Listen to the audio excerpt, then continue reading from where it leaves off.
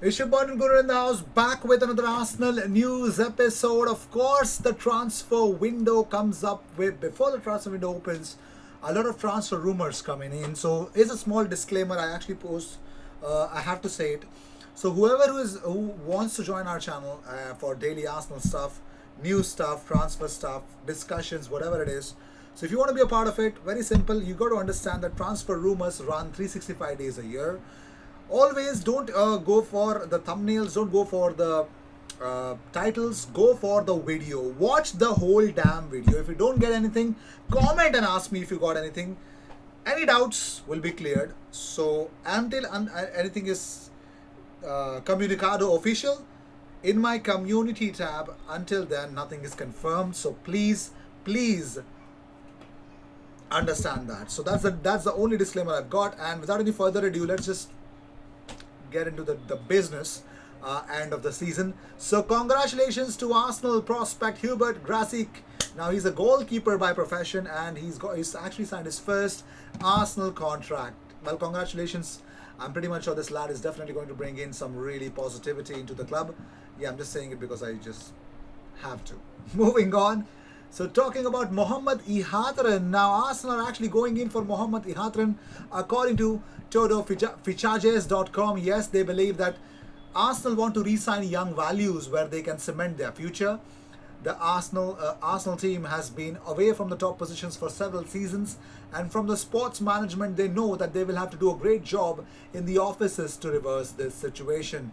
There are many names that are ringing to arrive in London next summer, and the latest to join the list is Mohamed Ihatran.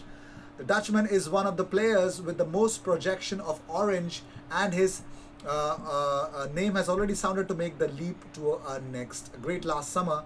So Arsenal have already had several talks with the Dutch club, and everything indicates that they will present an offer in the coming weeks. That is the thing. In the coming weeks, an offer for Mohamed Ihatran is coming on. At present, the relationship between the club and the player is not the best, even being isolated at some stage of the season. PSV Eindhoven has already put up the transferable poster, and from London, they do not want to miss the opportunity to close the signing. The problem is him and his club manager are not getting well along. So that is the big problem at the moment. Let's see how things change. Moving on, so talking about Build. Now, Bill have already come up with their news post that Mavropanos will not give up on his Arsenal career, which rules out the possibility of Stuttgart signing him permanently. However, another season on loan at the German club remains a possibility. It totally depends on Arsenal because Mavropanos believes that he's got everything it takes to play for Arsenal. Moving on, so Maitland-Niles has opened up about him playing at the center of the pitch as a midfielder. He says, I want to play in the center of the pitch because I feel comfortable there. And there's a lot of things I can bring by playing in the middle. This was a chance to show I'm capable in that midfield role rather than sitting on the bench all season. Kind of looks a little angry.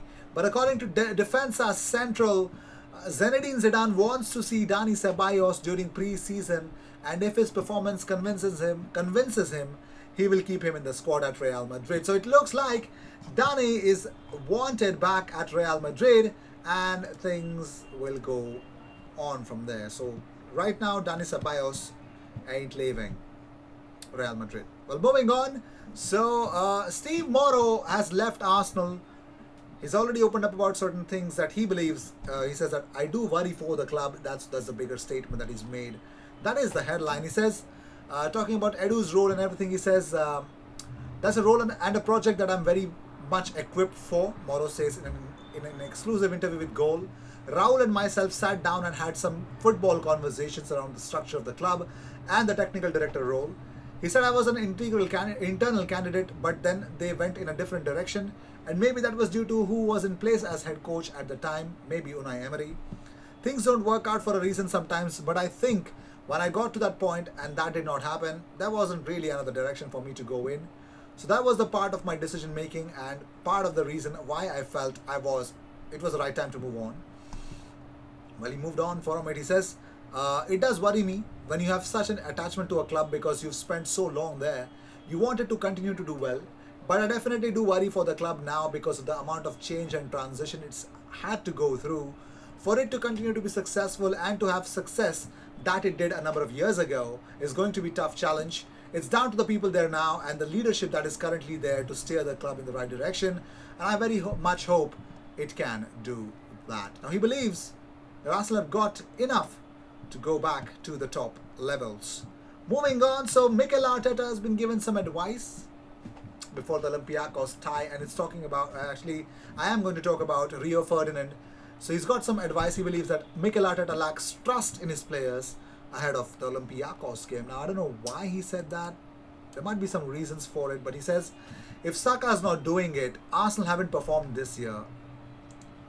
But Arteta must look at the squad like a promiscuous girlfriend. He just must lack so much trust and faith in them. He can't trust them at all because he doesn't know what's going to happen at the moment. He could do the best team talk of his life, but they're going to go out there and do their own thing, and it doesn't seem to be coming together. The mad thing is I like Arsenal. I love some of the players there: Oba, Saka, Martinelli, Smith Rowe. I can go on and on with all the names. Partey, that's another one. He's never fit. He keeps coming back and breaking down. They've got good players there, but for some reason, I don't know what's happening. It's just isn't coming together consistently at the moment. Well, talking about it, let's see if things go on in the right direction. But there's a big change at the VAR decision that will impact at Arsenal, Chelsea and Tottenham. The technology has come under scrutiny and I don't like it. I really don't like it because Phil Foden also was he was the center to the latest controversy as he was clearly upended by Alex McCarthy, yet VAR did not order on-field official John Moss to review the decision and a penalty was not awarded as well. So, as first reported by Mail Sport, Football.London understands that Premier League chiefs have written to managers, directors of football and club captains to send in their recommendations to improve the system and current interpretations on key decisions. Now, any changes could be implemented for the start of next season, with those emailed answering a survey that it will be sent out by the end of the week. Now, clubs have been told that the Premier League is working with refereeing body PGMOL to identify and implement improvements to VAR. Will things change? I don't know. They're working on it. That's what I've got for you. So, Achraf Hakimi, ladies and gentlemen.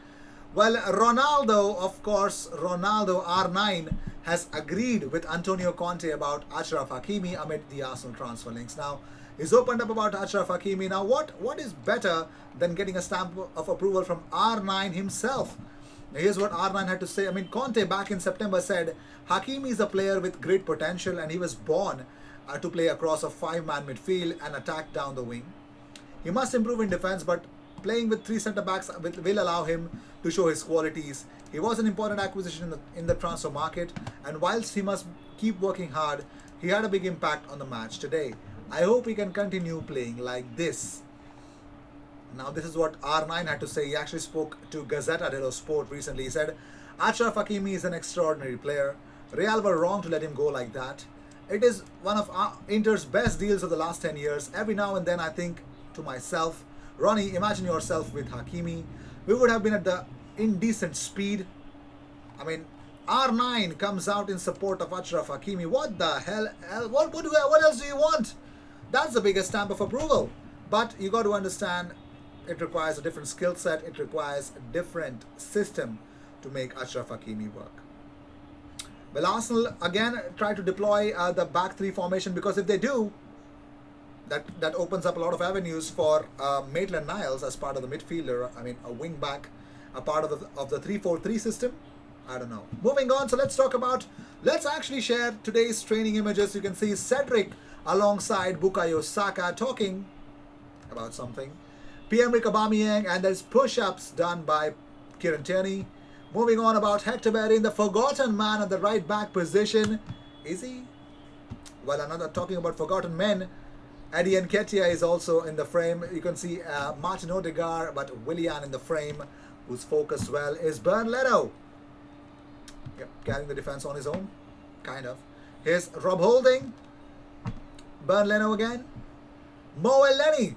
Well, he would fancy his chances tonight, but it's Olympiacos, so no, I'm sorry. Martin Odegaard practicing, and there is Gabriel Maglu, followed by Pablo Mari, who's happy about something, and then there you go. Emil Smith Rowe, and of course the others as well. You could see Kieran Tierney, Pablo Mari, who's wearing a number 10 training top. Crazy. Emil Smith Rowe alongside Granit Xhaka. Oh, talking about forgotten men, Alex Ronarson. Oh my God. Is Alex Lacazette, Martinelli, and the one, the only, our right back, Callum Chambers. And there you go, Emil Smith Rowe is back in training. I hope he's in contention to be in the playing 11 tonight. And there you go, there you have it. Matt Ryan, Dani Ceballos. Is that Mikel Arteta? It looks like it is Mikel Arteta. He's growing old, is he? Thomas Teye Partey, and that is that. So with this, we end this episode. If you found any hopes of supporting this channel, consider subscribing and make sure you hit that bell icon. I will see you in the next one, and cheers.